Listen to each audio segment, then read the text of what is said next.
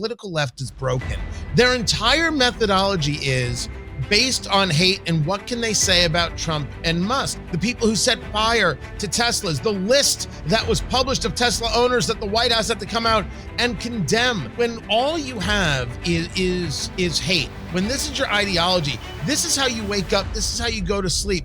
There is no good that can come from this. The Democratic Party, if we talk about Schumer, we talk about Hakeem Jeffries losing control, which they have. There is no leadership. Neither one of them is a wartime consigliere. They can't fight this fight. You will be left with the most base, vile elements there are, and that is hate. There is no policy. There is no thought process. There is nothing that is aspiring or inspirational about what the left is doing. The answer is guys walking up to a Tesla, putting their own hand into their backside, and then smearing whatever came from the backside along the car. Broken people are dangerous people, and that's why we're seeing an increase in swatting and other things. They are broken. They are dangerous, and it's really dangerous for the rest of us because while they scream about authoritarianism and fascism and all this stuff, they're the ones more than okay with destroying violently the people they disagree with. All right, guys, good to see you all. An amazing show last night with Alan Dershowitz. I could not believe the response. I was blown away. The guy's been on the show, like 10, 15 times. I used to have him on my Newsmax show. Last night was epic. That Epstein file discussion, holy smoke. So if you didn't see it, watch it, go back and share it with others because I couldn't believe it. President Trump had a great call with Zelenskyy yesterday. We'll break that down with the panel. And then he had this meeting with his faith-based team.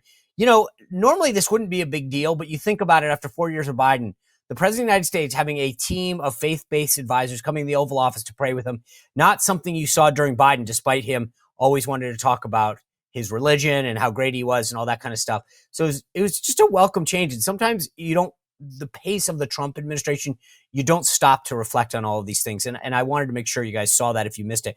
Great show tomorrow, by the way, on crypto, on tariffs, what we're doing in terms of ESG with big companies. Are they getting the message? It's going to be amazing.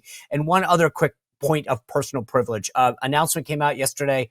I don't know why. I mean, guys know I got a D in economics.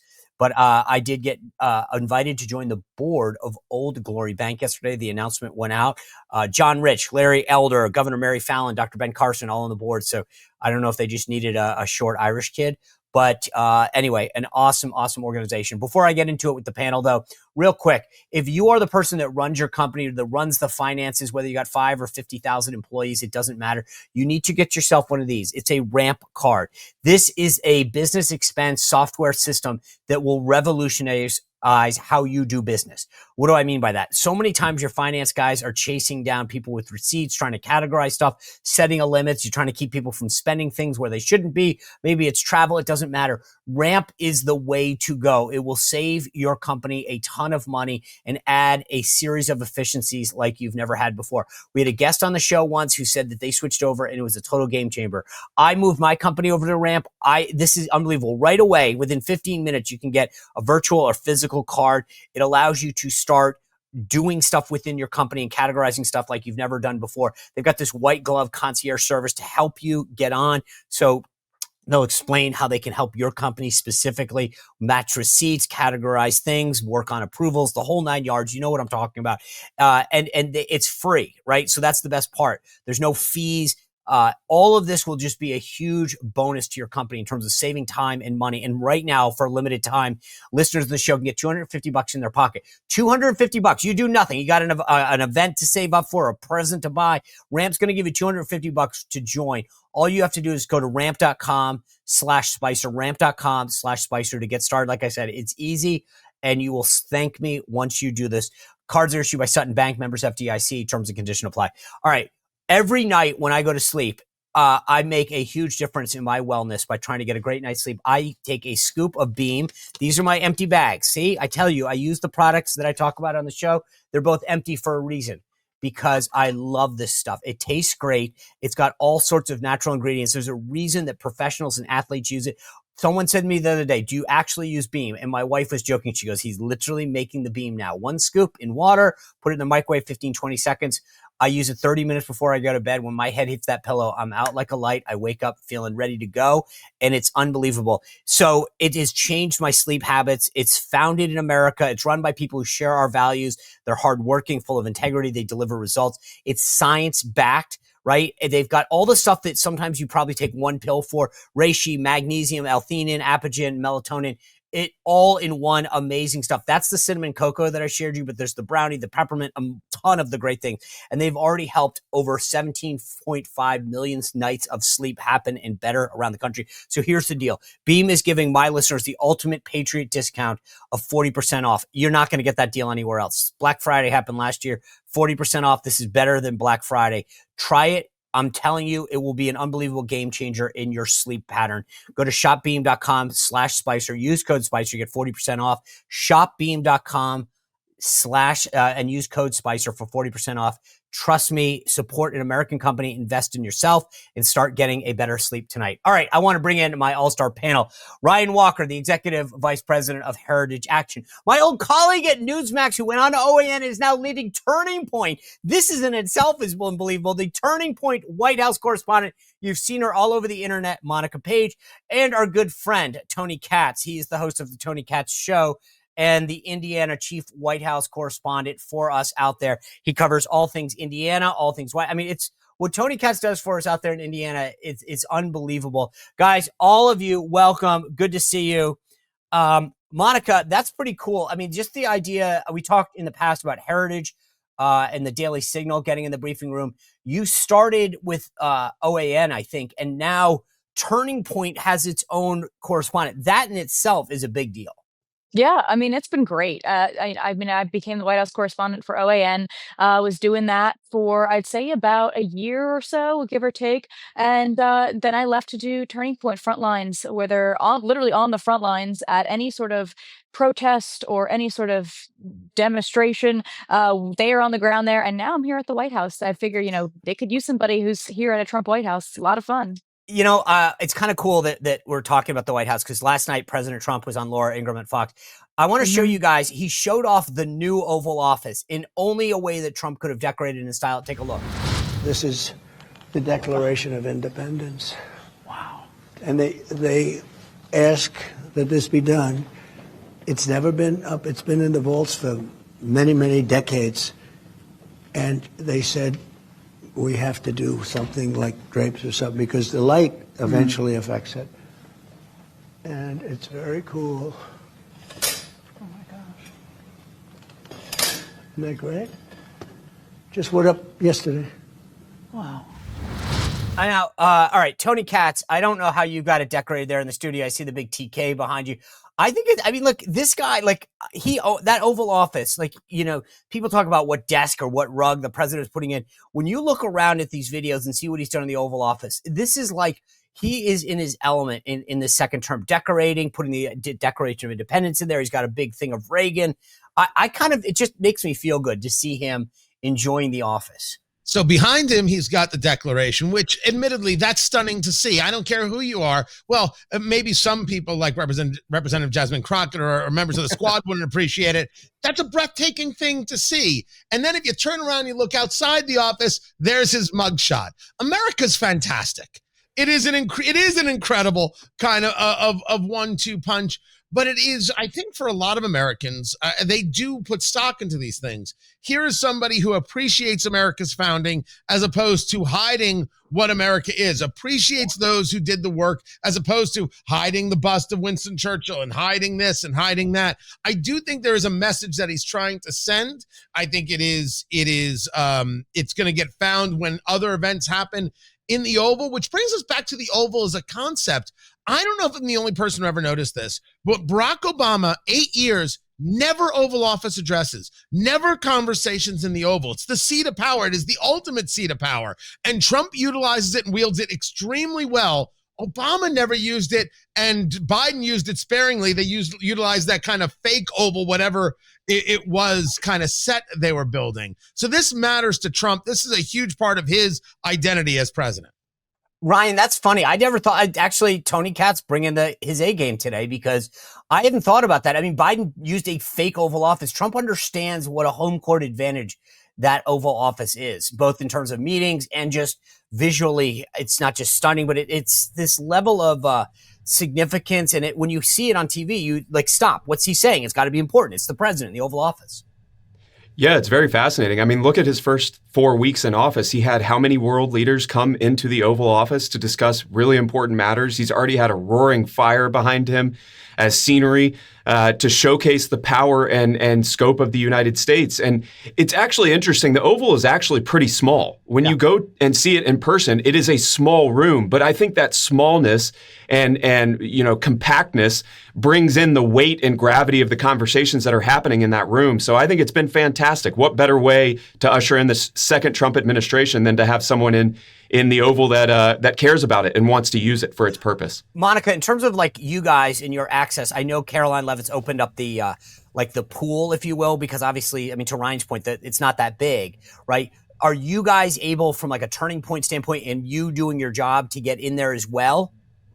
We're working on it, that's for sure. I mean, we already have access to Trump surrogates coming up and down Pebble Beach every single day, which is already huge when it talk about access. I mean, the past 4 years, we'd be lucky if we even got called on by Karine Jean-Pierre, and even saw any sort of staff from the Biden administration even step foot on Pebble Beach. So, I mean, to talk about access, this is just scratching the surface. There's so much more to come. I mean, we're less than 3 months out. Just imagine the next 4 years. And you want to talk about how President Trump, he always does everything with intention. And that even translates to his decor, whether it's the Oval Office or other areas of the White House. Everything that he does is with intention and class. And that speaks through really his style and how he does things with this country as well. So it's definitely going to be an exciting 4 years for sure. Yeah, it's really interesting to see him take a personal interest, whether it's the Kennedy Center or decorating the Oval Office. Like, that's not normal. But I do want to move on to policy for a second, because the president had this call with President Zelenskyy of Ukraine yesterday. And for all of the media hand-wringing, they both put out these statements that said, hey, it went well. We're moving towards peace. And this gets back to something that I've been harping on for weeks on end, guys, which is everyone worries about the process, right? Who was where, who got called first, whether or not the Europeans were involved, as opposed to the outcome. And we saw yesterday, President Zelenskyy put out a statement saying, hey, I appreciate what President Trump's doing. I welcome this path to peace. And no one wants to talk about it. And I don't mean to liken it to Elon's rocket, but I think it can't go unnoticed. Biden leaves office and leaves astronauts in air. No one says a damn thing. Elon sends a rocket up and brings them home. And no one on the morning news wants to mention that it was President Trump and his relationship with Elon Musk and the fact that Elon just happens to have a rocket. You know, who else has got a rocket, by the way? It's just like, does anyone got a rocket? I got some astronauts. And that they came home. No one says a word about who did it. And then you see this thing with Zelenskyy yesterday moving towards peace. And no one wants to talk about the fact that not only did it happen on Biden's watch, he did nothing to solve peace.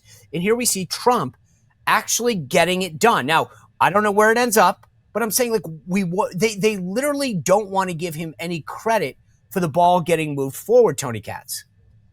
Not giving credit is name of the game. You know, we go back to this idea that Biden stranded these astronauts, and some people are saying, how dare you say that? That's not true. Scott Kelly, the brother of the Senator Mark Kelly, on Fox News, said that there was always a capsule there that they could have taken at any time. That there was a capsule there that could have taken these two astronauts who were supposed to spend 8 days and spent 9 months home, doesn't mean they were allowed to use it. So the argument of stranded does actually hold. What we get is Joe Biden didn't want to give Elon Musk a win by asking for the help. That's very strange. It's strange when your politics means you'll let people just stay floating in space. That is weird. And the reason people reacted so much to this capsule landing in the ocean the other day is that the idea of leaving somebody in space, the idea of leaving someone behind, regardless of your socioeconomic class, regardless of anything else, that's anathema to the American citizen. It's what we don't No, you don't leave anyone behind. We've got a real visceral opposition to such a thing. It's true culturally, it's true economically, it's true across a spectrum of Americans, and that's what Biden did.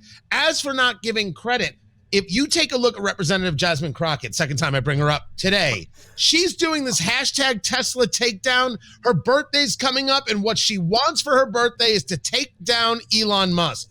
Do you know how weird that is? Never mind how violent of a statement that is. Most people for their birthday want cake. That's what they're looking for. Oh, I love cake. She wants to take down Elon Musk. This anger, this hatred, this vitriol, it is part of their existence. And you can't give somebody credit for doing a good thing when by doing so, you may take away what has become your religion.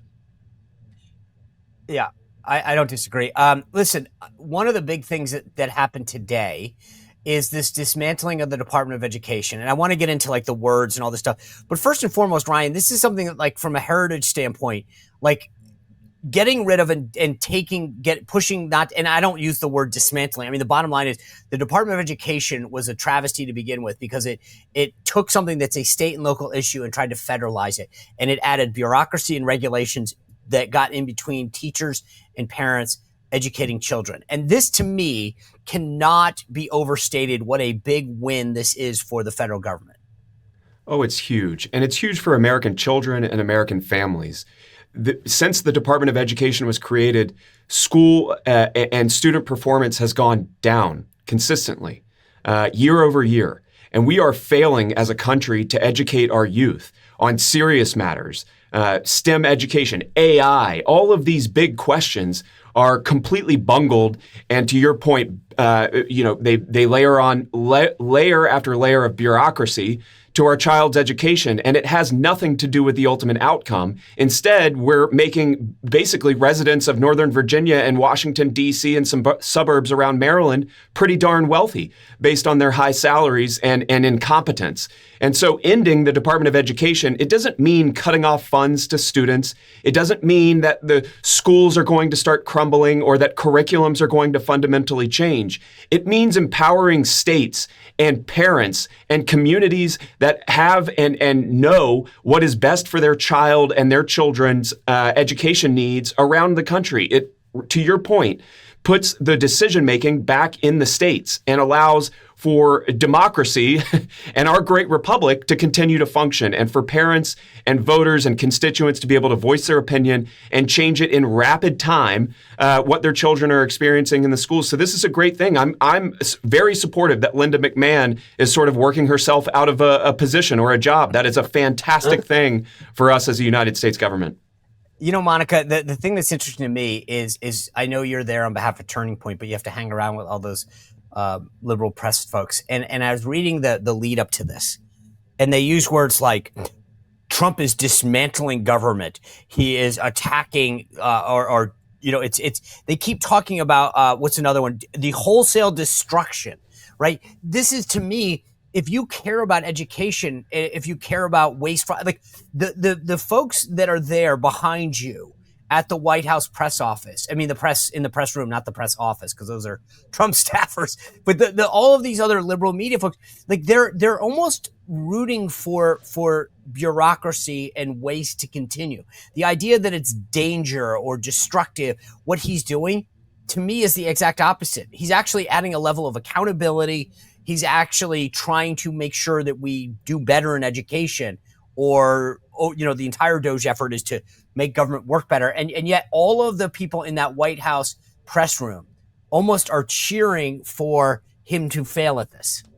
Yeah, I mean, it's so wild to me because you hear just that, but also in the briefing room yesterday, these media outlets are shocked that this administration is deporting criminals, and then they're going to worry about the conditions in which these criminals are living in. And it's like, okay, so how about we bring in these criminals so you can see for themselves, read off all of their crimes and see, would you want to take this kind of person in? For some reason, I don't understand why these media members cannot really get a grasp of the truth and what's really happening. Dismantling and just taking down the Department of Education is exactly what I voted for. My mother is a high school English teacher, and she left her union because the union left her first. first, especially when it came to those COVID vaccine mandates. So when she tells me that she's in favor of this, and there are thousands of other teachers across the country who can't speak out about this exact situation because they are in fear of losing their jobs, perhaps, or in fear of coming under scrutiny, this is exactly the problem. Over $200 billion from the Department of Education has been sent to these woke universities when it could have gone to these small towns that need that money to boost these programs. I mean, how long have you heard the left cry and cry about, oh, we need to fix the education system, we need to fix these inner city schools, and now President Trump is actually doing that, and they still have a problem with this? It's like no matter what he can do, President Trump, it will never be good enough for these people. And I'm very excited to see, these states actually have the power and these funds to better our education system. And to that point, you want to talk locally as well. I mean, the honors programs have somehow become racist. They've somehow become participation trophies. Just now everybody can somehow become an honors student. And there's no standards anymore to these classes and to these curriculums. So I'm looking forward to seeing our education system become one that can be competitive and one that everyone can actually thrive and succeed in. Can we just discuss the fact that Monica made a point that I don't think anybody should brush over? You talked about Sean dismantling government, or Ryan, you were, and I'm applauding that. I want government, but I want Article 1, Section 8. But 77 million people, to Monica's point, voted for this. This is exactly what they asked for. And you talk about your fellow press colleagues there at the White House or anywhere else, or people you deal with, Sean, or I don't really have to deal with those people on radio. This is what Americans want, and this is what the press refuses to understand. And I think I would ask the question to Ryan, because I think this is probably Heritage's bailiwick. I've been asking the question on radio, if we take a look at an agency, does the agency exist for the value of the citizen, or does it exist to ensure that the agency exists? This, to me, is the test of whether or not an institution should be around. Does it exist to provide value to us, or does it exist to prove that the institution should be around?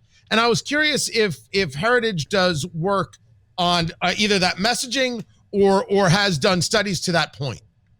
Yeah, I think that it's a great question. And I think that's what we've been writing about and trying to educate the American people on. The Democrats are so angry about this stuff because it cuts off the gravy train that has been flowing to them for what we've now discovered at least the last 50 to 60 years.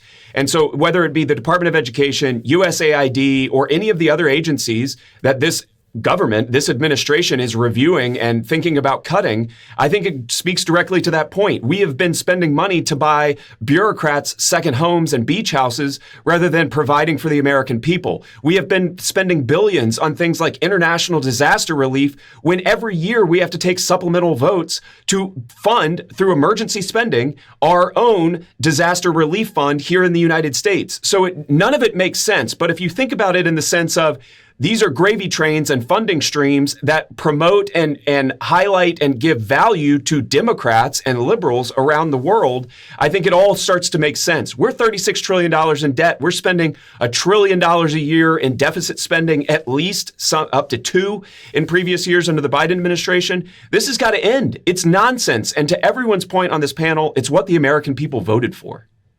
Yeah, I don't know why everyone's so surprised by this either. I mean, President Trump is doing exactly what he said he was going to do in the campaign trail. So I don't know why everyone's clutching their pearls over this next decision. It's what he said he was going to do.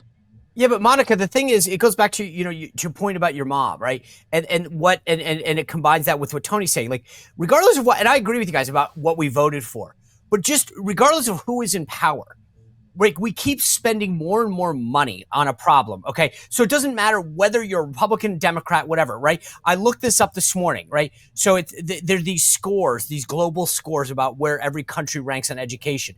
Number 1, Singapore. Number 2, China. Number 3, Japan. Number 4, Taiwan. Number 5, South Korea. And then it keeps going. Canada, Italy, Sweden, Switzerland rather. I'm going down these as we talk. Australia. You know where we are? 15. We spend more money, and especially Tony mentioned the DMV, the District of Columbia, Maryland, and Virginia. We spend more money in D.C. than anywhere else per pupil, and no one says, "Gosh, we're not getting any better test scores." That's to me like if you hire anybody and said, "Hey, do a job." Like stack shelves in this grocery store and walk down the aisle like 10 minutes later and nothing's stacked. You go, hey, dude, you didn't do your job. right? So no matter what it is, I mean, you pick the profession and you spend all of this money on education and our scores go down. Don't you say at some point, regardless of party, regardless of what you voted for, gosh, guys, we're not doing the right thing? Them? No, I mean, I think part of it is they have a different mathematics, all right, as progressives to what success is. Is the success of the program the bettering of the student, or is the success of the program that everybody's using the proper pronoun? What is the grading system? And the problem is that the progressive left doesn't have the grading system that everyday Americans have. We see the world far differently. They see the world, the argument is the conservative sees the world the way it is. The progressive sees the world the way they want it to be and tries to bend everybody to that will and to that whim. And they have like-minded people and what they value. What matters most is that they've created the government job, not that the government job creates value for the American citizen. And when you then question the job, they say, how dare you?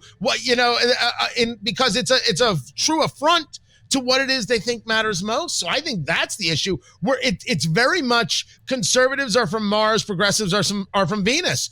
We're a different species altogether in terms of where we see a value. What it turns out is that independents and moderates are much more from Mars than from Venus.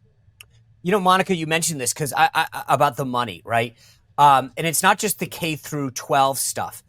Yesterday, President Trump and the administration froze $175 million to the University of Pennsylvania for letting trans athletes compete in women's. Now, the first thought I had to myself was, okay, good. The second thought I had was, what the hell are we spending $175 million at the University of Pennsylvania alone for? Yeah, I mean, that's exactly what these are the right questions that people should be asking themselves. I mean, to have men and women's sports, and also for the radical indoctrination of K through 12 when their brains are sponges at that age and they're very vulnerable to all different kinds of, actions or curriculum, and they're engaging in everything. I mean, these are things people should be talking about and questioning. I actually went over to the Department of Education here in D.C. just to see when they laid off that around 4,000 employees over there, just to see, if there was any outrage, if anyone's talking about it over there. That building is massive. What are they doing in there? What does the Department of Education actually do? And it's a legitimate question, because I've been asking some of my colleagues here, what have we been doing? What are they doing? Especially the last 4 years and even now. I mean, these cuts are exactly what should be happening. Doge is doing its work, it's doing its magic, and saving the American people taxpayer dollars. There's also another element to this that we've been, again, 50, 60 years, we've just not had leadership, it seems, in the White House to go after and look at how the government functions. Elon has made this point a million times that if we practiced the way that we, conduct ourselves in the public sector, in federal government, in the private sector, people would be going to jail. The accounting standards, the way they spend money, the way they account for checks going out the door, these people are violating basic requirements of private industry. And so there's finally someone in the White House who has compassion and caring and wants to fix these issues. And I think the American people are waking up and saying, what have we been living under for the past 60 years? Yeah. Living under auto pen. That's the last. You finally have somebody that's not an auto pen as a president. That's a good one. This sort of begs the question, though, that I keep thinking about this. Like Trump gets, when you notice what he's doing on the Department of Education, like they're very clearly stating, to the extent allowed by law, will kind of attrit the department down, right? And then they're doing this with Doge. But there's a story in the Hill that I want you guys to weigh in on, because this is something that I've been very outspoken on. And this is what it says. Republican lawmakers who are jubilant about President Trump's flurry of executive orders and actions reshaping the government are staring down a challenge, making those changes last by turning them into law, right? And this is where, so apparently the House Republican Study Committee, which is the largest group of conservatives, is trying to identify some of these things that have to happen that we want to prioritize. And I agree. This is the thing. What has been done can be undone. It's like Elon used the phrase a couple of weeks ago where he said, we got to pull things out by the roots so they don't grow back. And I agree with that. So Ryan, you guys, Tony name checked you guys in terms of the work that Heritage has done for a long time to really talk about issues and priorities. What do we need to lock in? For example, immigration. What do we need to lock in to make sure Democrats can't undo it? God forbid they ever get a majority again. Yeah, I think about this in terms of the American people and what happened in November and what promises Trump was making on the campaign trail. So defining sex at the federal government needs to be statutorily enshrined by Congress. These are issues that the American people, 80-20, 75-25, they support these issues, right? And so putting Democrats, importantly, you're going to need Democrats on the Senate side to have tough votes on this. We have midterms coming up in 2026. So when I think of this stuff, I think around defining sex, male and female, the official policy of the federal government, DEI, and ridding DEI from the federal government. That was another EO that he issued. We have pieces of legislation with members of Congress that we've been working on for a number of months now to codify these exact issues. Again, going to the American people and saying promises made, promises kept. And that needs to be the message from the Republican conference in the House and the Senate. And I think it's really important for us in the midterms. We have a chance, despite political pundits, to keep the majority in the House. It just the map looks very good for us this year. And I think likewise on the Senate side, not only could we maintain our majority in the Senate, but we have a very real chance of growing it. Oh, 100%. And this is going to be... It's going to be a reflection on Donald Trump's first 2 years and the way that he is going, right? We need to start highlighting these things that get those 70% approval ratings from the American people, the 80% approval rating issues. And so we're working hand in glove with the RSC and a number of other members of the House, rank and file members, to get these things voted on, cleared through the House, and then to the Senate desk so that they can consider them and put people like John Ossoff in the state of Georgia on the record on some of these issues. And I mean, that whole thing about the Senate looking good for Republicans, if you went to before the 2024 election, that wasn't the case at all. This is really different. And then to see Gary Peters in Michigan and Tina Smith in Minnesota and then Jeanne Shaheen in New Hampshire all say they're not running, there's opportunity there for Republicans. And I think it tells it's its own kind of story. But you're right that you have to talk about the successes. You have to show the successes. You have to keep getting at it, because if we take a look at Trump and winning those swing states, he often talks about winning the swing states. That's true. But we didn't take the Senate seat in Michigan. We didn't take the Senate seat in Nevada. We didn't take the Senate seat in Arizona. These were incredible. That Sam Brown is not a senator is just a sin from Nevada. Absolutely, that Jackie Rosen was able to stay in the seat. So there's a big difference between Trumpism and Republicanism in the eyes of the voter, where the popularity is. And to your point, Republicans got to work overtime to share, here's what we are doing, here's why it's working for you, and that's why we need even more to be able to get over these progressive hurdles.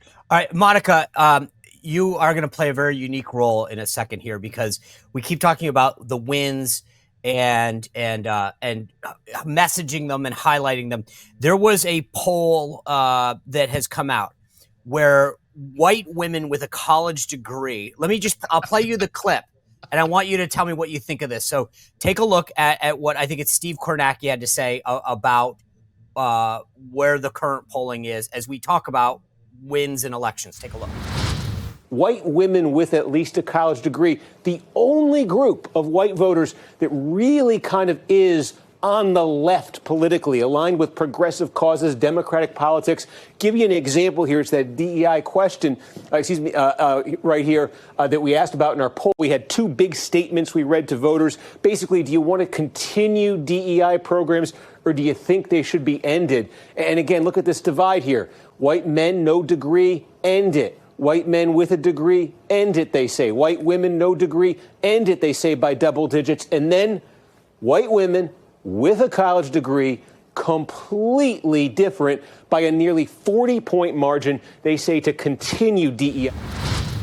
Okay, so Monica Page, as the white woman on the panel, and you work with Turning Point. I mean, you guys, like, what's the answer here? In fact, it's kind of weird. It's like the more we educate them, the more they want to keep DEI policies and voting against the work that President Trump and the party is doing. Sean, this is very embarrassing that I am roped into this demographic. I do not claim these women. I am not part of these women. But I just think that this demographic are some of the most problematic people in our society. White, liberal, college-educated women are probably one of the worst demographics. Speaking as a white, college-educated woman, I can say that. And they've contributed to a lot of dangerous policies under the Biden administration in support of it. And this poll does not.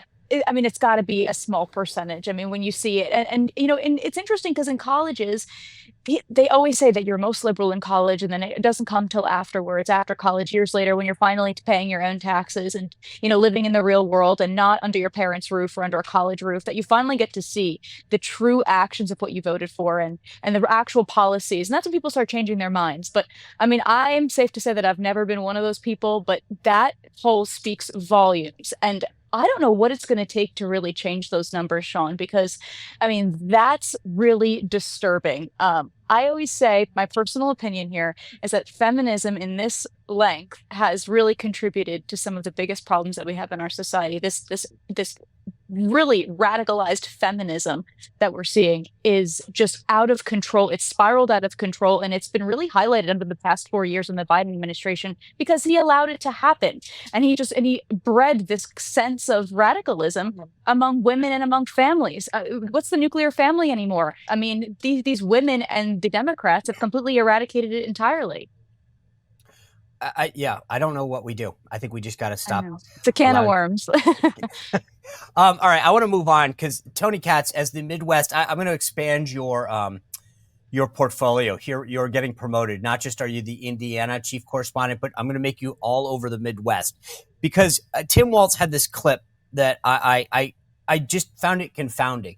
I think in an attempt to look relatable and funny, he went on stage trying to look like, the guy who played him on Saturday Night Live, Tim Gaffigan. I almost felt like he was trying to do the opposite. Gaffigan played him on Saturday Night Live. Now he was trying to be the funny comedian guy. But this is him talking about Tesla and its stock. Take a look. Saying on my phone, I don't know, some of you know this on the iPhone, they've got that little stock app. I added Tesla to it to give me a little boost during the day. 225 and dropping. So, and if you own one, we're not blaming you. You can take dental floss and pull the Tesla thing off, and take out, just telling you. So, Tony, in all seriousness, here's the thing. It's an American company, 80,000 employees, and he wants, it's one thing, again, I get you don't like Elon. You don't like what he's doing. But why go after the company and all of its employees? You're not hurting. I mean, Elon's got, $400 billion? I don't know that that's going to hurt. Who are you hurting? The employees in Tesla, the 80,000 people in California, or Elon when you say that?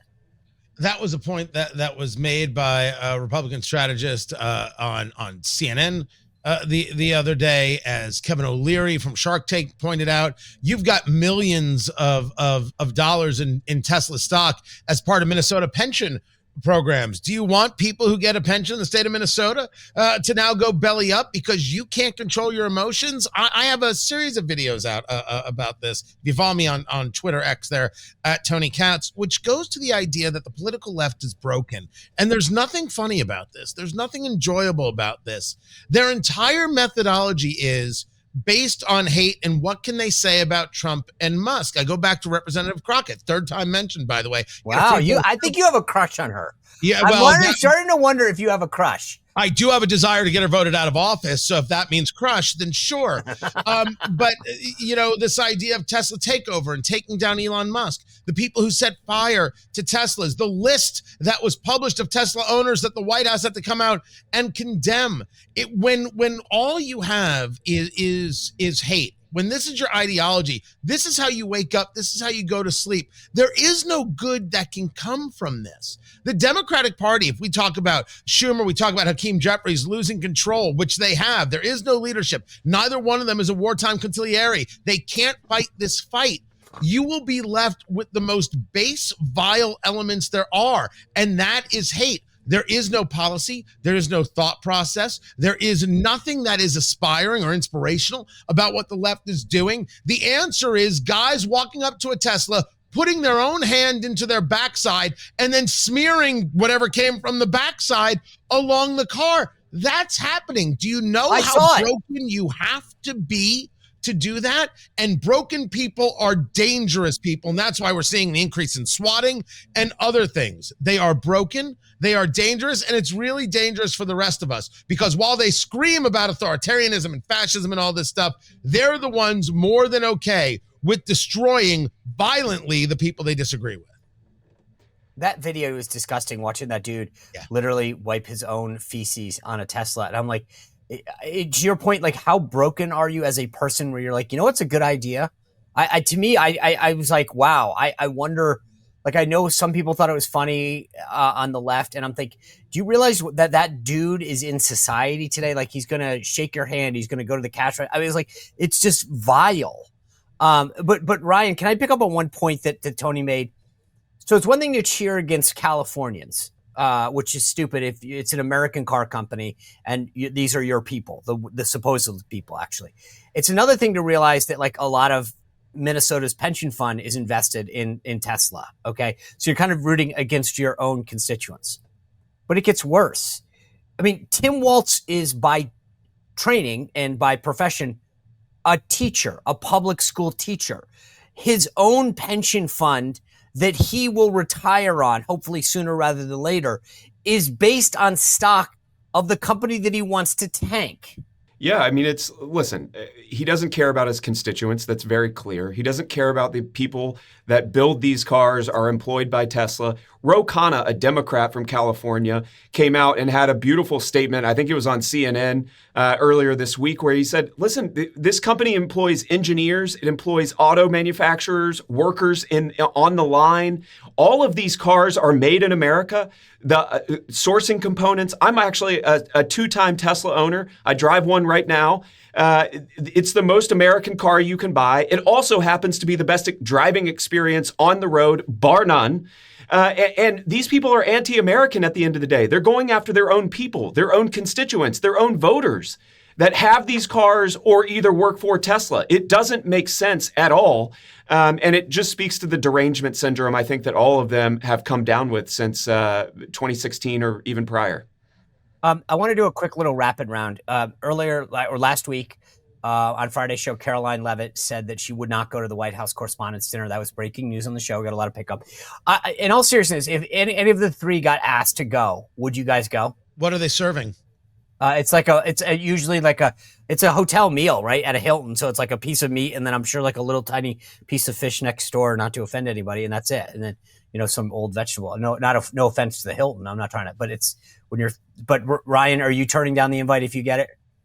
Yeah, absolutely. I mean, it has no productive use. I think this White House has fundamentally changed the press game. I think the media apparatus and the environment is fundamentally changing. People are watching your show instead of going to CNN, right? They're watching alternative media platforms, new media platforms, and this White House is catering to that. They're putting folks like the Daily Signal, you mentioned that earlier. They're putting those folks in the pool and having them fly out on Air Force One and be the pool reporter over the weekend. I mean, this is a fundamentally new era. None of that is necessary anymore, and you don't have to go and get your credentials in front of these people any longer to have a voice and an influence over the American people. So yes, absolutely would turn it down. By the way, one last thing before we get to winners and losers. There's this big news out today that the U.S. has fallen to 24th on the world's happiest country. One of the things the media is not telling you is that poll was done in July of 2024 when Joe Biden was president. So I understand why people aren't happy then. I think wait till next year's poll. My guess is that it goes back up. All right. I always end the week by winners and losers. Tony Katz, I want you to start. Who's the winner of the week and who's the loser of the week? This is not an easy one, but I'm going to take it to the NCAA bracket, and the winner is North Carolina, the University of North Carolina.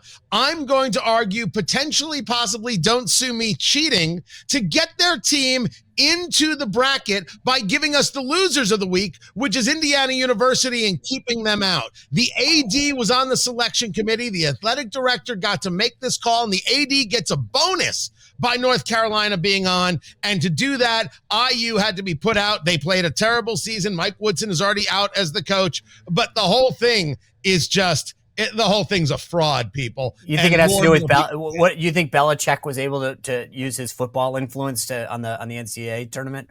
If Jordan let him, maybe. Yeah, exactly. Well, she's on all the emails now, just so you know. All right, Ryan, tell me what you have. I'm sure it's a little bit more policy focused than the gripes that the grievances of Indiana basketball fans. Truisms. Thank you. Yeah. Yeah. So my winner of the week is Linda McMahon. I think that dismantling the Department of Education and getting down that pathway is going to unleash the potential of the American family and American children across the country. And I'm very excited for that. And her, sort of working herself out of a job. It sounds like a losing position, but it's actually a winning issue for the American people, which is what this administration caters to and cares most about. The loser of the week for me is the U.S. judicial system. These district judges around the country who are imposing their opinion and trying to confine the president and his authority based off of some novel legal theory that they've developed in a back room of their chambers, I think undermines the entire structure of the American government. I think it undermines trust and the American people's viewpoints on the judicial system. It starts Congress down a pathway of impeachment or hearings around judicial jurisdiction and their ability to impose these holds on the president's authority. 67% of all of the injunctions in this century have come against which president?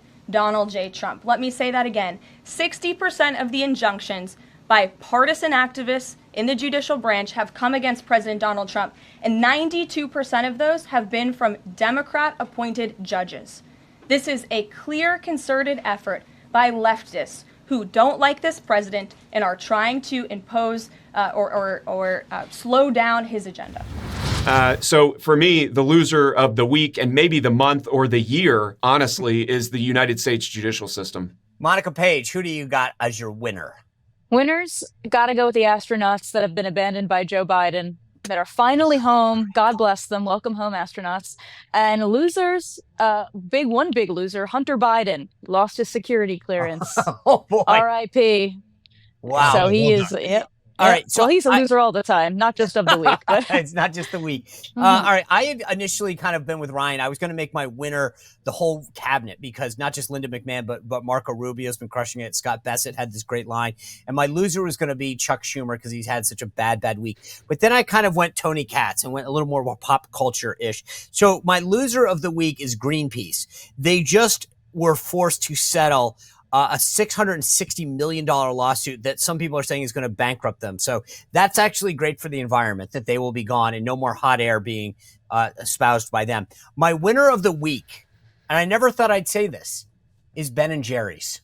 Because Ben & Jerry's was bought by Unilever, this big company, and they just fired the CEO because of all of the liberal BS that he's been putting out. So I've tried not to eat Ben & Jerry's. I don't know that I still will for both health reasons, and I still think it's a leftist company that Bernie Sanders is affiliated with. But I just love the fact that this guy went out there and they said, no mas, like we're an ice cream company, not a political company, and fired him. So anyway, I appreciate that. Guys, thank you for an amazing, amazing panel. As I said, tomorrow we've got a great discussion coming your way on like tariffs and crypto and all of the ESG and DEI stuff that is still inherent in our investing systems and what that means for all of us. Also, remember, tomorrow, brand new newsletter comes out at SeanSpicer.com. You can always sign up for free. A gift is always able to be given. You can give one to Tony Katz. He'd love one. Or you can give one to anyone that you want or sign up. A VIP membership is always available at SeanSpicer.com. Thanks for tuning in. We'll see you back here tomorrow on The Sean Spicer Show. Well, if you enjoyed this content, make sure to like this video, subscribe, and click the notification bell to get more.